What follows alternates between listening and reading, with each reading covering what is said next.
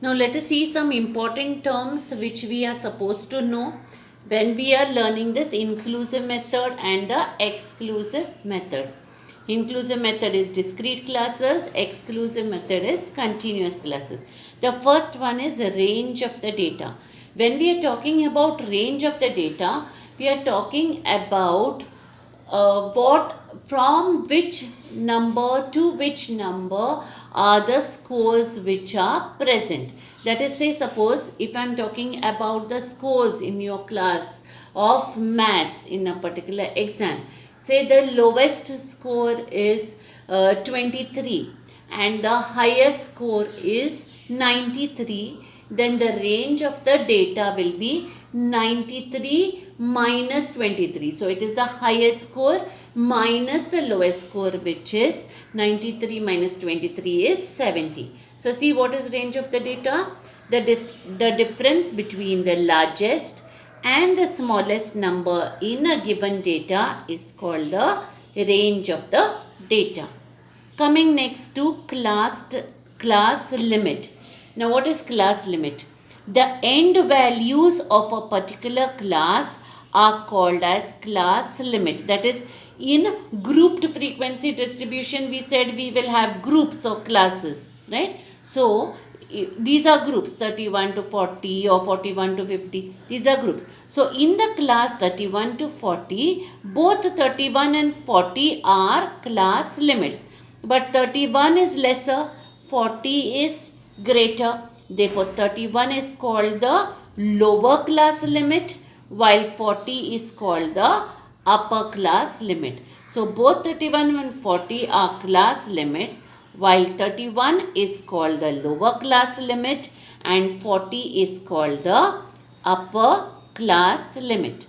Now, going to the next definition as class width, that is, what is the width of a particular class, or class size or class interval. Any word can be used, it is the same. Class width or class size or class interval.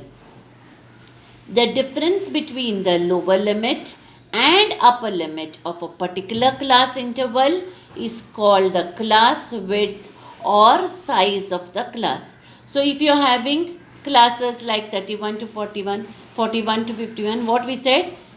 In a particular class interval, the difference between the upper and lower class limit. So 41 minus 31. So 41 minus 31 is 10. So 41 minus 31 is 10. So 10 is the class width. If we take this class interval, 51 minus 41, that also is 10. So that is the class width. So we take a particular class, we subtract the lower class limit from the upper class limit, and that will be the class width. Now we see the next term, which is called as class mark. The arithmetic mean of the upper and lower class limits of a class is called the class mark.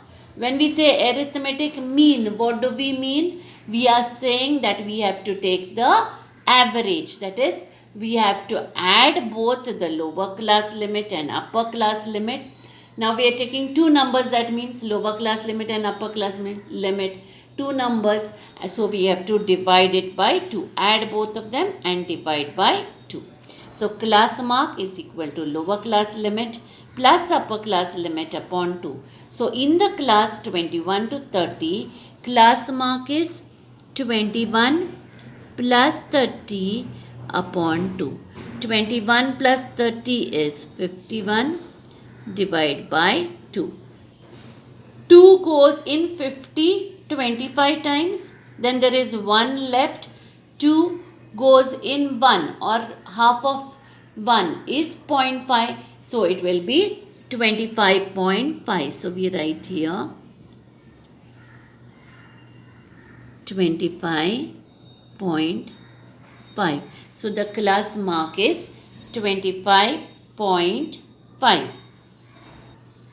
So these are the important terms which we have to know before we start the next exercise 7.3, that is range of data, class limit, class width or class size, and class mark.